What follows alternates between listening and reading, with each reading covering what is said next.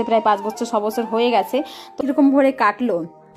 তখন বাপের বাড়ি ছিলাম, সে আমি তখন মাছ ভেজেছি কীরকম, কাঠের জালে রান্না করতো, তো কড়াটা বসিয়ে দিয়ে একবার তেল দিয়ে দিয়েছিলাম। মানে কড়াটা যে ভালো করে গরম করতে হয়, তেলটাকেও ভালো করে গরম করতে হয়, সেসব বোধ বুদ্ধি আমার কাছে একদমই ছিল না।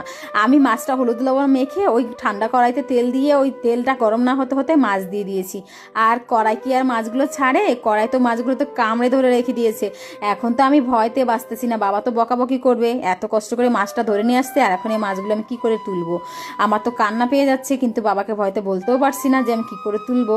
তো অনেক কষ্ট মষ্টে এরকম একটা লাড়া দিয়েছি, এক লাড়াতে মাছ ঘেটে ঘ হয়ে গেছে।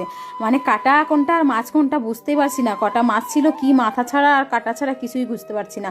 মানে আমার যে সেদিন কী দিন গেছে, আমার বাবা ভাত খেতে এসে মাথায় হাত দিয়ে বসে পড়েছে, মা তুই এটা কী করলে, আমাকে তো ডাকতে পারতিস।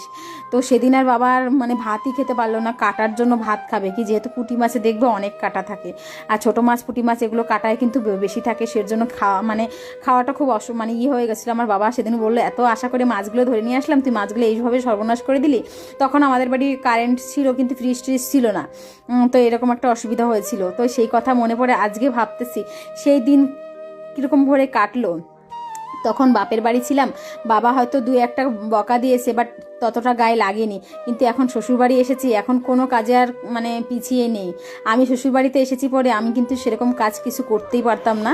তো সবটাই কিন্তু আমি শাশুড়ি মায়ের কাছ থেকে শেখা, ধীরে ধীরে ধীরে ধীরে শিখে শিখে এখন টুকটাক পারছি। তো এখন যখন আমার যে জিনিসটা করে খাওয়ানোর ইচ্ছা ছিল করতে পারতাম না, এখন মানে যেই মানুষটা খেতে যেত করে দিতে পারতাম না, এখন সব কিছুই পারি, কিন্তু যে মানুষটা খাওয়ার মানুষটাই নেই।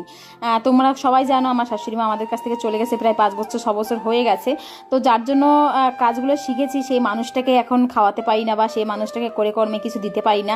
এটাই মাঝে মধ্যে অনেকটা খারাপও লাগে, কষ্টও লাগে, যে সত্যি যার জন্য শিখলাম, যার জন্য এই দুনিয়ায় মানে হয়তো এক মাতে জন্ম দিয়েছি কিন্তু আর এক মাতে কর্ম দিয়েছে, বলে না, এক মাতে জন্ম দিলে আর এক মাতে কর্ম দেয়। তো সত্যি কথা এটা আমার মানে হয়তো আমার মা জন্ম দিয়েছে আমাকে, আমার মা আমাকে যথেষ্ট পরিমাণে বড় করেছে বা যথেষ্ট পরিমাণ গুণবান করেছে, কিন্তু আমি রান্নার কাছ থেকে সব দিনের জন্য রান্না পারতামই না।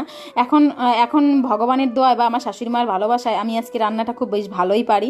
যেই মানুষগুলো আমার রান্না নিয়ে আগে মানে আমাকে দুচ্ছাই করতো, যেই মানুষগুলোর কথা বলছি, খাস করে কিছু কিছু মানুষ আছে, আমি রান্না করতে পারতাম না বলে আমার শাশুড়ি মাকে আমার নাম করে কত কথা শুনিয়েছে আমার শাশুড়ি মাকে, যে তার বৌমা রান্না করতে পারে না। কিন্তু এখন তার বৌমা রান্না করতে পারে, কিন্তু আমার যাকে খাওয়ানোর উচিত সেই নাই, কিন্তু যারা বলে গেছিলো তারাই কিন্তু এখন খেয়ে যাচ্ছে। তো এটাই ভগবানের নীতি, সত্যি বুঝে পাই না মানুষ কত ধরনের হতে পারে, কত রকমের হতে পারে। যাই হোক, চলো রান্না করে এখন যাই। আমি আজকে ভেবেছিলাম আমি ভিডিওটা কন্টিনিউ মানে একটা ব্লগ করবো, বাট আমার মনে হলো যে তোমাদের সাথে একটুখানি শেয়ার করি আমার কিছু পুরনো কথা, আর তোমাদের শুনতেও খুব ভালো লাগবে আর আমার বলতে খুব ভালো লাগে আর কি। তো যাই হোক, অনেকটা তাদের পছন্দ হতো না, আমাকে দেখে অনেক মানুষের পছন্দ হয়নি। যখন আমি বিয়ে করে শ্বশুরবাড়িতে এসেছি তখন আমার শ্বশুরবাড়ির মানুষ অনেকে আমাকে মানে অনেকেই করে